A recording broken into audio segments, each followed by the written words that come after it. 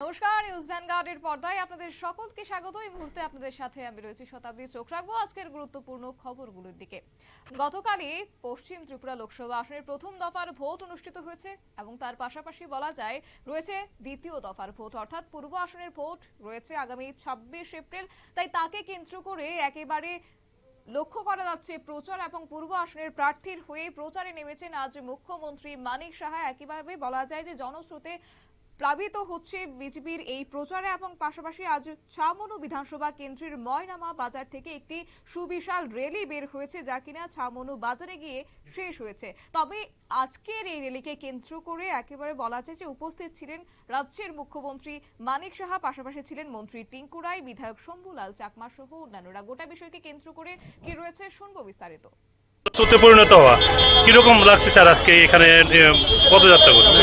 যেটা আপনি বললেন জনরোল থেকে জনস্রোত, নিশ্চয়ই সেটা হচ্ছে সারা ত্রিপুরাতেই আমরা দেখতে পাচ্ছি। পশ্চিম আসনে তো এতদিন ধরে আমরা এই যে কাজগুলো আমরা এখানে করছি সেখানেও জনরোল থেকে জনস্রোত হয়েছে, এখানেও হচ্ছে।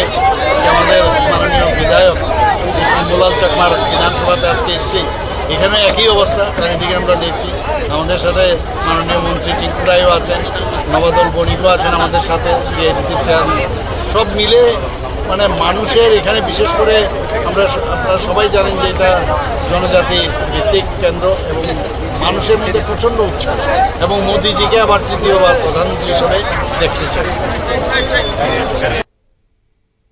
আপনারা শুনলেন মুখ্যমন্ত্রী মানিক সাহার বক্তব্য এবং যেহেতু বলা যায় যে প্রথম দফার ভোট যেহেতু অনুষ্ঠিত হয়ে গেছে এবং আগামী 26 এপ্রিল রাজ্যের পূর্ব লোকসভা আসনের নির্বাচন এবং তাকে কেন্দ্র করে ইতিমধ্যে বিজেপির প্রার্থী কৃতি সিং দেববর্মার সমর্থনে শনিবার ছামনু বিধানসভা কেন্দ্রে রোড শো করলেন মুখ্যমন্ত্রী মানিক সাহা, যা কিনা মায়নামা বাজার থেকে রোড শো শুরু হয়ে তার সংশ্লিষ্ট বিধানসভার বিভিন্ন পথ পরিক্রমা করেছে। তবে এবারের এই নির্বাচনকে কেন্দ্র করে বিজেপির প্রচারে একেবারে সর্বত্র জনস্রোত তিনি স্পষ্টত তুলে ধরেছেন। পাশাপাশি মানুষ তৃতীয়বারের জন্য প্রধানমন্ত্রীকেই চায়, মোদিজিকে চায়, এবং তাকে কেন্দ্র করে মানুষের মধ্যে যে উচ্ছ্বাস তা লক্ষ্য করা যাচ্ছে বলেও তিনি জানিয়েছেন আজকের এই রোড শোকে কেন্দ্র করে।